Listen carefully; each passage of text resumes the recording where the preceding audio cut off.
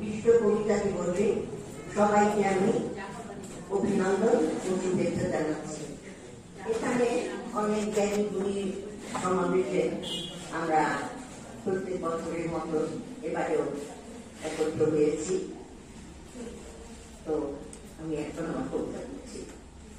আজকে এই কবিতার বইটি আমার উন্মোচিত হয়েছে, উন্মোচিত করেছেন আমাদের সকলের শ্রদ্ধেয় শ্রী মন্টুদাস মহাশয়। আমি এই বই থেকে একটু বেলা থেকে রোদ্দুর। বেলা থেকে রোদ্দুর বিদায় জানাচ্ছিল সাগরে ডুবে যাবার আগে। আমি পশ্চিমে তাকিয়েছিলাম। আবার ভোরে পূর্বমুখী হবে নতুন সূর্য দেখতে। রোদ্দুরের নরম রোদ আমাকে উজ্জীবিত করে।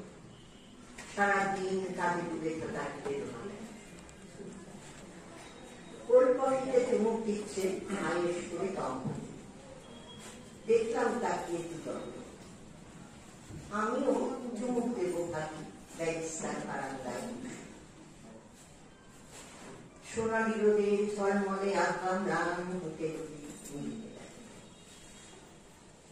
রোজ নামটার একঘেয়েমি দূর করতে এখানে আসতে বড় পাথরে সাগরের জল নিয়ে আইস করে একা, একদম একা আনন্দ পাই মনে।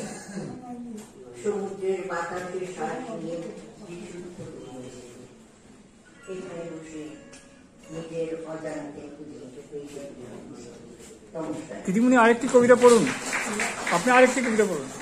আমার প্রিয় কবি আপনি।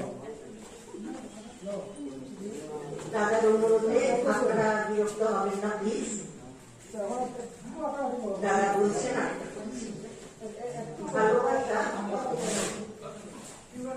ভালোবাসার চিত্র কখনো লেগেছিল কৃষ্ণ। ভালোবাসায় একনিষ্ঠ ছিলাম, বিশ্বাসী ছিলাম। সুবাসিত তরুণ চাপার কাছে জল দিতে দিতে দুপুরে গান আনমনে গিয়ে উঠতাম। লাল গোলাপের কাছে গিয়ে ভালোবাসার কথা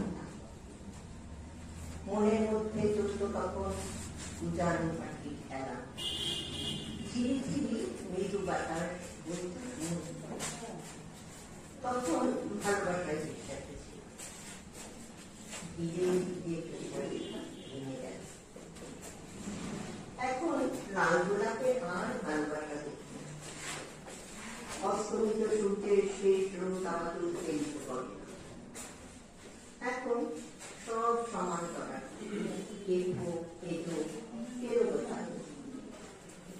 এখন শুধু কর্তব্য কর্ম, শুধু কঠোর বাস্তবতা।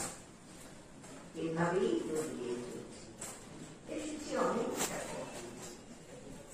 ভগ্নমনে ইতিমধ্যে জেলে দিয়ে আকাশ প্রতি সেই আলোতে পথ চেনে আমার বিশ্বাস। নমস্কার সবাইকে। ধন্যবাদ।